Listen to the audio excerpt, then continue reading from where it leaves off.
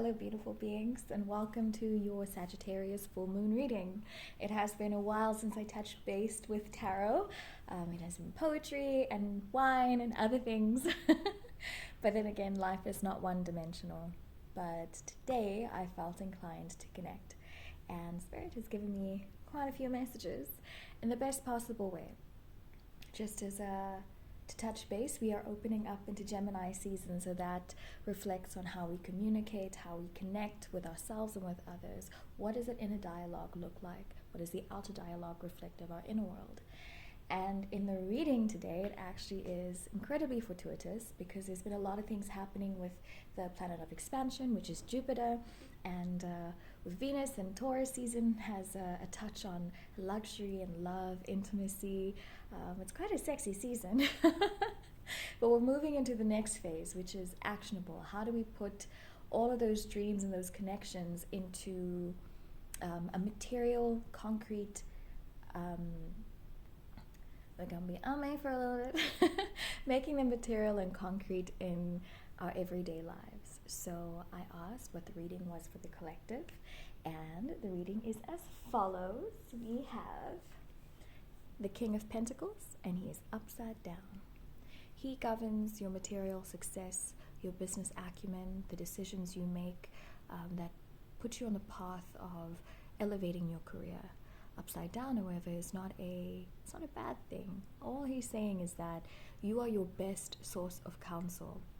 Whatever you feel intrinsically in your gut, you know, that little voice that you tend to ignore, whatever he says goes. Whatever you say goes, because ultimately you know what's best for your path. And oftentimes having too many people offer you advice or guidance can misdirect the needle. So find yourself to be your true north, especially when it comes to big business decisions going forward. Then we have the Six of Pentacles, also upside down. This indicates, show you what that looks like, comes down to charity, giving, receiving. One of the key points of manifestation and showing up in the energetic world is learning how to take an in-breath as well as an out-breath. It's a natural cycles of life, right? And prosperity, finances, abundance, it all works in the same way. Some people struggle with letting go, so releasing the hand that holds on so tightly to their resources, and some people struggle to receive. So when you are in that juxtaposition of not being able to complete that cycle, to close the circuit, it does cause a little resistance in allowing those things that you're trying to manifest to be stable and have a firm footing in your life. So this is kind of leaning onto the earlier card that says we're moving into a higher timeline, or more successes, and more like living the fruits of our labors and actually being able to touch them. This is saying, like, don't forget to care for others, to give, to show up in some other way where your abundance also spills out into other people's cups, where you can allow the fruits of your labors to also feed other people.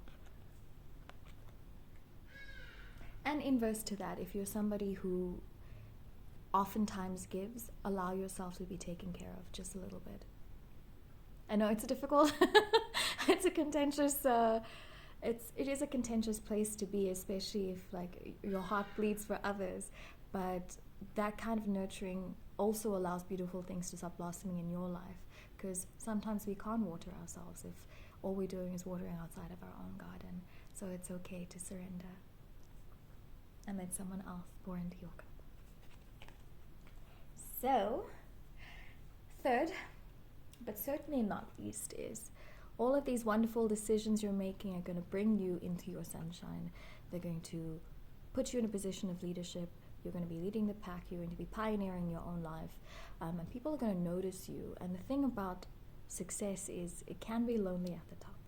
However, it shouldn't steer you away from realizing that these are steps we have to, in many ways, unearth the foundations we have built in order to be able to plant new seeds. And you've heard me say this many times. And It's a difficult cycle to be in when, you know, life, it feels like things might have been ripped out from your familiarity, the foundations you were building, but it's not for no reason. This is exactly where you need to be. And as you start to ascend and, you know, you're chasing after new horizons, don't forget that you've worked very hard to be there. So there should be a moment of celebration, understanding that those who do remain in your life are necessary for the next chapter. So don't be too hard on yourself now if you feel a little lonely. It's not going to be for a long time. This is just to offer you a period of clarity, so you can do this without any distractions. So like I said, it's also representative of this time of expansion. And when we expand our container, some things are being pushed further away from us, and it's not for no reason. So trust that with it's not necessarily superiority of your counsel, but the honesty and the trust that you have in yourself is going to take you to meet your higher self, to the higher level of what it is you've been working very hard for.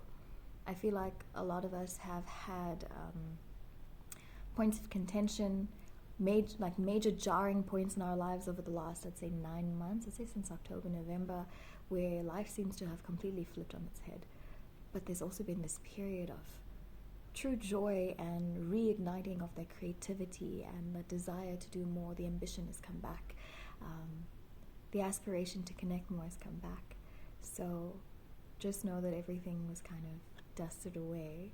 So yeah, you can see the space that you have available, and you can, with your own hand, make it beautiful again.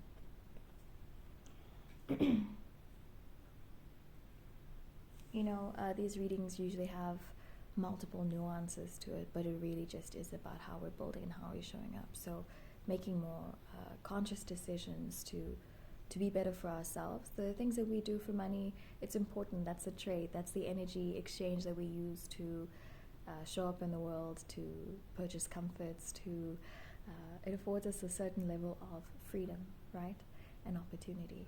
So it's focused primarily on that, to let you know that you're building a sturdy foundation on a conscious decision to do good things in the world, whatever that looks like, but honoring your path.